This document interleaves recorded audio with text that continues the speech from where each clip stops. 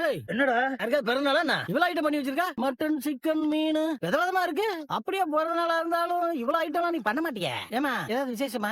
அப்பா நம்ம கார்த்திகா இல்லப்பா. எந்த கார்த்திகா? என்னப்பா தெரியாத மாதிரி கேக்குறீங்க? கஸ்தூரி அத்த பொண்ணு கார்த்திகாப்பா. ஆமா, அவளுக்கு என்ன? அந்த பொண்ணு இன்னைக்கு நம்ம வீட்டுக்கு வந்துச்சு. அடிச்சு இருப்பாள. அவ எதுக்கு நம்ம வீட்டுக்கு வரா? அவளுக்கு தான் கல்யாணம் ஆயிடுச்சுல. அப்புறம் இங்க என்ன வேலை வேண்டி கிடக்கு? அடிச்சு துரத்துறீங்களா இல்லையா அவள? அப்பா ஏன் இப்படி பேசுறீங்க? அந்த பொண்ணு ராத்திரி புருஷனோட ஊருக்கு போதான். இதை சொல்லிட்டு போறதுக்காக அவ வந்தாலக்கும். ஏய், அவ குடும்பமே டிராமா குடும்பம்டா. ஆத்தா ஒரு டிராமா போடுறா, மக ஒரு டிராமா போடுறா. நீ நம்பிட்டு ராத்திரி அவங்க சாப்பிட வீட்டுக்கு வராங்க.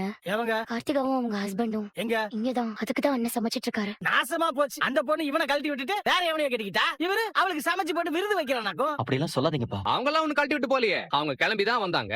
உங்க மகனுக்கு தான் கல்யாணம் பண்றதுக்கு பயம். நீ போமான்னு அனுப்பி விட்டாரு. இப்ப அந்த குற்ற உணர்ச்சியில சிக்கனை சமைச்சிட்டு இருக்காரு. டேய் நீ சொல்றதெல்லாம் கரெக்ட் தான்டா. அது இந்த ஆள்கிட்ட போய் சொல்லுவ.